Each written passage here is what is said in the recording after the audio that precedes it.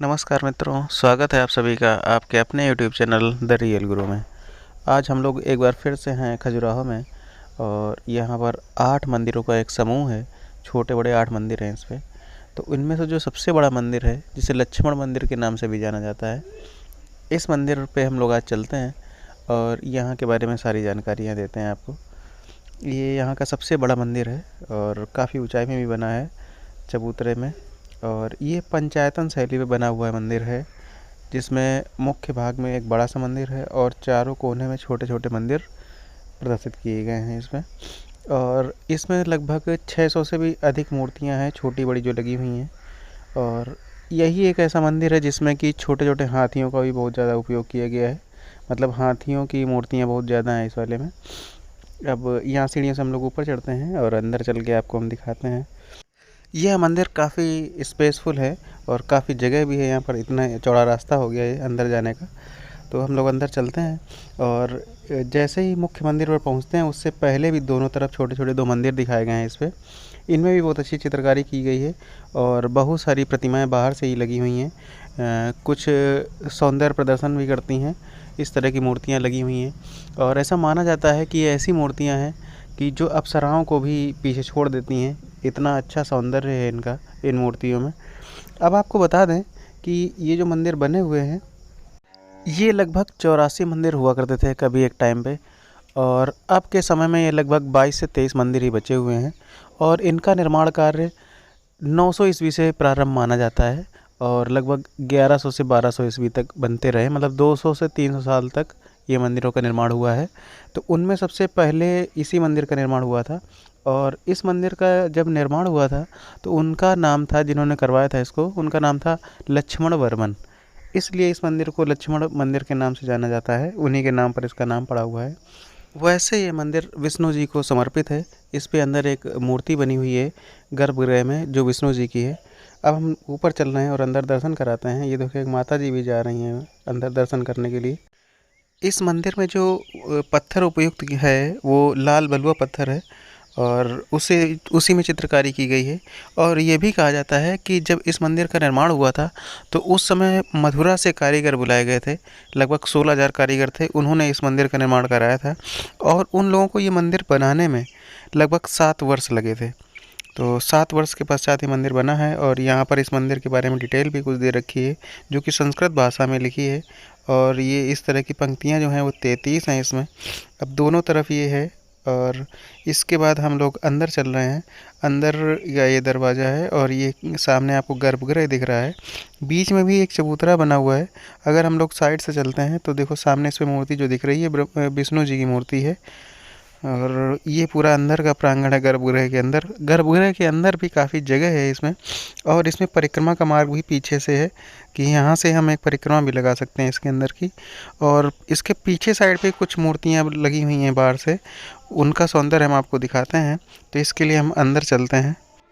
अगर हम 900 ईस्वी की बात करते हैं तो उस समय यहाँ पर चंदेल शासकों का शासन था। और चंदेल राजाओं में एक राजा हुए जिनका नाम था यशोवर्मन। उन्हीं का दूसरा नाम था लक्ष्मण वर्मन। उन्होंने ही इस मंदिर का निर्माण कराया था। और इसके बाद भी कुछ राजा हुए, दूसरे का जब शासनकाल आया तो उन्होंने भी यहाँ पर कुछ मंदिरों का निर्माण कराया था। तो इस मंदिर के पीछे काफ़ी दूर कुछ और भी मंदिर बने हुए हैं जो अलग अलग राजाओं द्वारा बनवाए गए हैं। तो ये मूर्तियाँ हैं जो कि बहुत ही अच्छी नक्काशी की गई है। और ये सारी नक्काशी मथुरा के कारीगरों द्वारा की गई थी, जो संख्या में लगभग 16,000 थे। और 7 वर्षों में उन्होंने पूरा इसको बनाया है। और फिर पीछे चढ़ने के लिए सीढ़ियाँ भी हैं, इनमें से चढ़ कर आप बाहर भी देख सकते हैं। और उनकी वजह से प्रकाश अंदर आ रहा है खिड़की से, जिससे कि ये मूर्तियाँ और भी अच्छी लग रही हैं, प्रकाशमय हो रही हैं। अब इसके बाद फिर से हम आगे चलते हैं और ये इस तरह से परिक्रमा ही पूरी हो जाएगी यहाँ की। इन मंदिरों को बने हुए लगभग 1000 वर्ष पूरे हो चुके हैं। और इस 1000 वर्षों में इन्होंने बहुत कुछ परिवर्तन अपने सामने देखा है इन मंदिरों ने। एक समय तो ऐसा भी आ गया था जब यहाँ सारा सब कुछ जंगल हो गया था पूरा, और कोई जानता भी नहीं था कि यहाँ पर अंदर इस तरह के मंदिर बने हुए हैं। ये हम लगभग बात कर रहे हैं 1800 के आसपास की। फिर उसके बाद में जब हमारे देश में अंग्रेजी शासन आया तो उस समय ब्रिटेन से आए हुए कुछ शिकारी जब यहाँ पर शिकार खेलने आए, उस टाइम पे यहाँ पूरा जंगल था और पता भी नहीं था कि यहाँ अंदर ऐसा मंदिर भी, यहाँ पे मूर्तियाँ भी होंगी और यहाँ पर मिट्टियों के ढेर भी थे बहुत सारे। तो जब उन्होंने आखेट के समय में यहाँ पर देखा कि कुछ बलुआ पत्थर जैसा दिख रहा है, तो उन्होंने यहाँ का जंगल साफ़ करवाया और उसके बाद मिट्टी भी हटवाई। तब पता चला कि यहाँ पर इस तरह के सौंदर्य वाले मंदिर भी बने हुए हैं। आज के समय में इस तरह की चित्रकारी कर पाना तो काफ़ी मुश्किल काम है। जैसे मूर्तियाँ बनी हैं और कुछ संदेश भी दे रही हैं और जिस तरह स्टेप में इनको बनाया गया है, सिमेट्रिकल मंदिर पूरा बना हुआ है। मतलब दोनों तरफ इनकी एक ही तरह की आकृति है, जैसा इस तरफ से आप देख रहे हैं। जब हम घूम के उस तरफ चलेंगे तो उसी तरह से जैसे इधर से है वैसे उधर से भी दिखाई पड़ेगा। यहाँ पर ये गाइड हैं जो इन लोगों को बता रहे हैं कि इन मूर्तियों की क्या विशेषताएँ हैं। तो चलिए ज़रा थोड़ी सी जानकारी ले लेते हैं इनसे भी। और अगर आपको भी यहाँ पर गाइड की ज़रूरत लगती है, अगर आप सोचते हैं कि कोई गाइड मिल जाए, तो आपको यहाँ पर 300 से 400 रुपये में एक गाइड मिल जाएगा जो आपको सारी जानकारी यहाँ की दे देगा और सारे मंदिर, जितने 8 मंदिर हैं वो 8 मंदिर भी घुमा देंगे और सारा सब कुछ आपको बता भी देंगे इसके बारे में। इस मंदिर में जो सबसे नीचे मूर्तियाँ लगी हुई हैं वो हाथियों की मूर्तियाँ बनी हुई हैं, क्योंकि हाथी इतना शक्तिशाली होता है जो सारा भार वहन कर सकता है।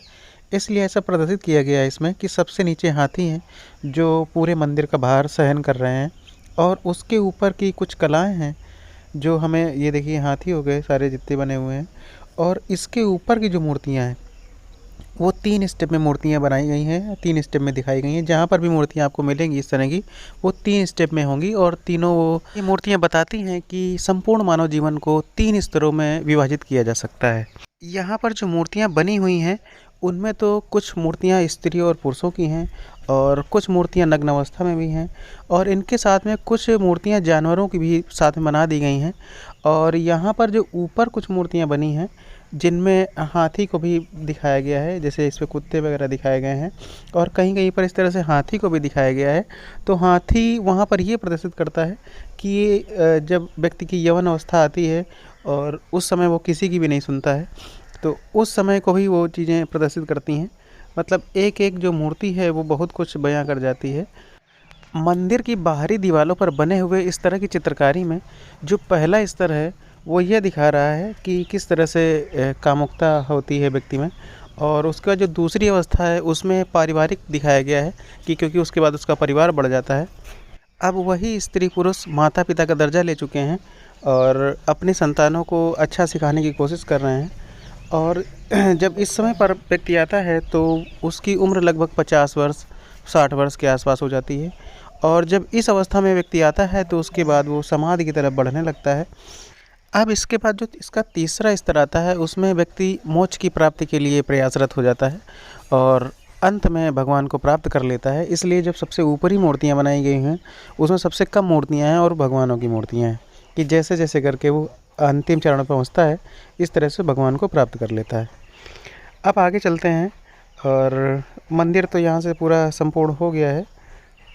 संपूर्ण मंदिर की चित्रकारी तो बहुत ही अच्छी है। इसमें कि देखो मेटल का तार भी ऊपर की तरफ जा रहा है, वो सबसे ऊपर चोटी पर जाता है क्योंकि अगर जैसे बारिश के समय में बादल गरजते हैं या बिजली कड़कती है तो अगर किसी तरह से बिजली इस पर गिर गई तो ये इसके संपर्क में आकर इसको अर्थ में ले जाएगा और मंदिर ज़्यादा क्षतिग्रस्त नहीं होगा, इसलिए इस तार को लगाया गया है।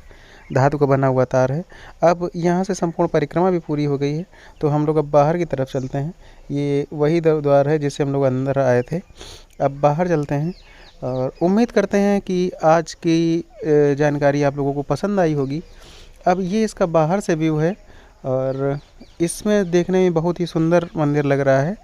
अगर इस तरह की और भी आपको वीडियो देखने हैं तो हमारे साथ बने रहें और चैनल को लाइक कर दें, सब्सक्राइब कर दें और आपसे विदा लेते हैं अगले वीडियो के लिए और जल्द ही मिलते हैं आपसे नए वीडियो में और नई जानकारी के साथ में।